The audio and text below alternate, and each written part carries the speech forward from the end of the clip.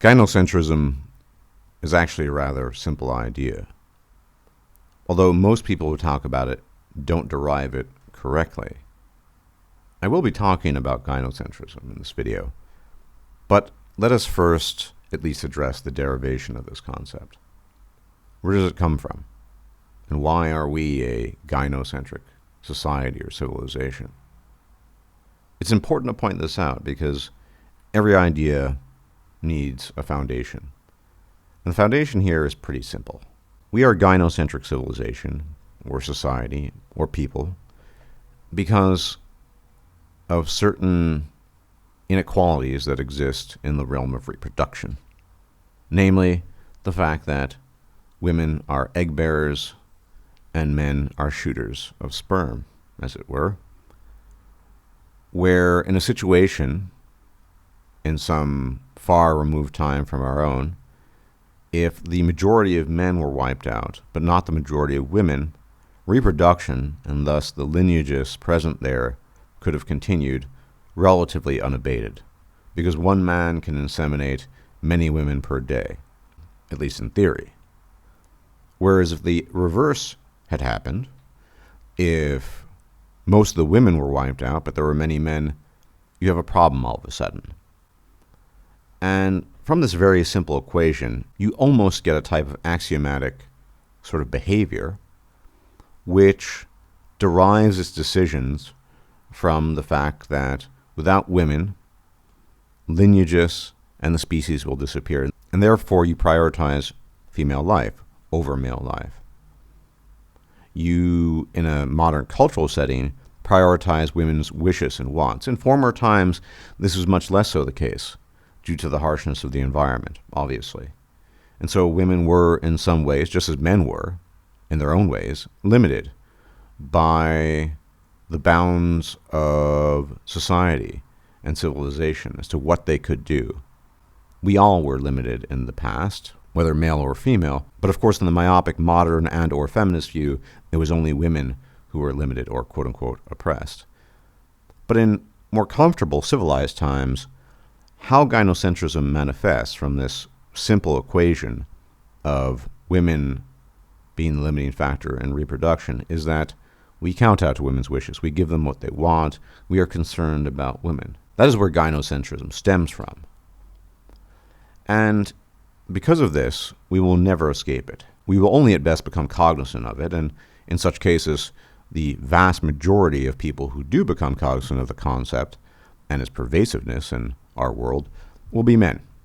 Because men, not receiving the same treatment, will be led to feel the brunt of that lack. It's only in the lack of something that you become aware of what leads to that lack. If you're poor, for example, you have a lack of money, and that's felt very acutely. A rich man, by way of contrast, can't perceive that whatsoever. It's always like that. And so we're in this current era of COVID, this thing that is raging across the globe, and we're certainly not close to a peak. Things have started closing down. We're really at the beginning.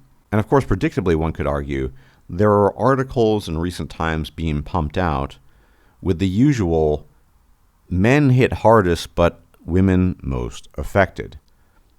There'll be 2 articles in the low bar that I'm referencing specifically, but I guarantee you'd find more if you made an effort. One coming from an Australian news source, the other coming from Bloomberg. The title of the Australian one is as reasonable as you could imagine: Coronavirus Australia, Why Women Will Feel the Impact More Than Men.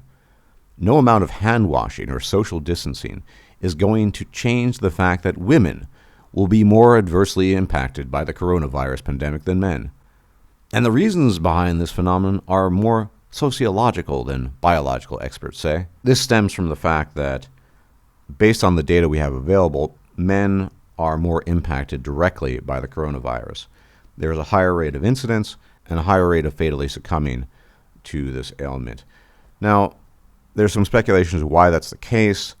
One popular theory posits that men's immune system is more reactive, and thus the immune response might have something to do with this, but it's not entirely clear. We do know, though, based on the limited data, that men are more adversely affected. More men die of this more men are likely to get infected.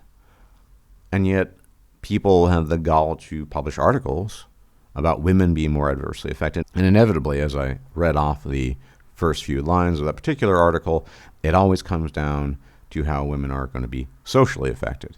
Remember eons ago when Mrs. Clinton claimed that women were the primary victims of war because all their male relatives and loved ones die? So never mind the deprivation of life to the men, it's the women remaining.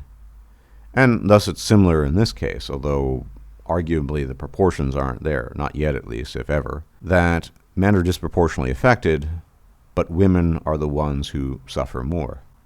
And every article that talks about this talks about it from a social angle. Nurses, women working at the home, homemakers, and how they're going to be affected in their work, as the men in their lives are incapacitated and suffer, and yada, yada, yada. And this sort of thing is a good and potent reminder of your situation in the world, fundamentally. Not too dissimilar to some of the things I talked about in that video on your own. You could get a situation where some pandemic or epidemic potentially threatened 90% of the male population. And still, I guarantee you, people would write articles and claim that women were most affected. Why? Because they would be left over to deal with the harsh reality. The suffering and passing of these hypothetical men in this hypothetical 90% situation, you can forget that. That's not going to be part of that equation.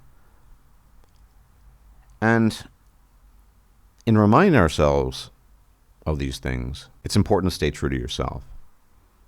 Remember, gentlemen, the world doesn't care about you. If it did, you wouldn't get articles like these. And if it did, they would occasionally listen to you. They would care about your wants and needs, but you don't really see that, do you? No, instead we're told that homemakers are going to be more adversely affected than the man who is suffering from respiratory failure in some rat hole of a hospital somewhere on this earth, who is soon to pass away. And there's a further element here that I want to stress. As many of you know, Italy has been hit hard. And at the time of me making this video, Italy has arguably been hit the hardest. Now, the Chinese are cooking the numbers, for sure. They're not accurate. We can assume the Italian numbers are more accurate just because they're somewhat more transparent. So let's exclude China. But per capita, Italy has experienced more people passing and succumbing to this than any other country in the world. They have more infections, etc., etc. And naturally, under such circumstances, as is one wont to do when things get rough, the practice of triage becomes prominent, which is, of course, sizing up patients within a population and attending to them based on their need and their perishability, so to speak. So the oldest of the old, they're actually being disregarded in Italy. Triage is in full effect. And if you have a pre-existing condition, you will likely also be disregarded, mostly due to shortages and a dearth in resources to attend to these people. Nonetheless, it's what happens in times of short supply. And there's always going to be a hierarchy. So in terms of the triage in Italy, they start with the oldest of the old, then they might start with the next oldest category, then they might say people with pre-existing conditions aren't worth it, etc., etc. It's just how it is. Guess, according to the news, broadly speaking, whatever the country might be, where the greatest concern is pregnant women. Is this any surprise? I'm not going to say this is good or bad. I'm simply stating the facts here. Pregnant women, again, we go back to that primordial axiom. Women are the limiting factor in reproduction. They can get pregnant. Men can't. There you go. We will always return to this type of behavior. But imagine a scenario, gentlemen, in which triage becomes far more widespread. They will cut through this hierarchy where they base treatment within a population in accordance with a person's susceptibility and perishability. And if things were to get really, really bad, which I'm not claiming they will necessarily, but if they were to, I guarantee that even able-bodied men would be disregarded. It certainly would be women and children first, and arguably it would be women before children. Remember, famously on the Titanic, women were given priority over children. And again, women offer the possibility of further reproduction down the line, and so our hind brain just reacts that way. It's just the way it is. And this should serve as a lesson to us all of to the degree that we can be self-reliant, we should be. And we should be cognizant of this. And I think also we should be charitable towards our fellow men, because the gods only know the world will not be charitable to you or your fellow men. Now, outside the manosphere, that's of course difficult, because the world is rife simply with male-on-male competition for female resources, and the resources external to the female that are needed to procure the female. But at least within the manosphere, we have the unique opportunity to be charitable and kind and compassionate to each other, to a degree that other men cannot be, because the world will not. In that absence, in that lack of understanding that you shall neither be prioritized, nor shall a rat's buttocks be given about you, that is where some of these ideas come into play. And COVID is showing us this slowly but surely. It's a potent reminder of the most primordial, primeval of axioms in the world of biology and our own existence, and a reminder to us as individuals of who we are and the fact that we are disposable. Now, some men embrace that disposable role. I certainly won't. I shall remain defiant to my dying day on that particular point. Gratitude and service ought to be earned, I think, ultimately. If you're not kind to yourself or your fellow man, no one else will be, because that's the world we live in.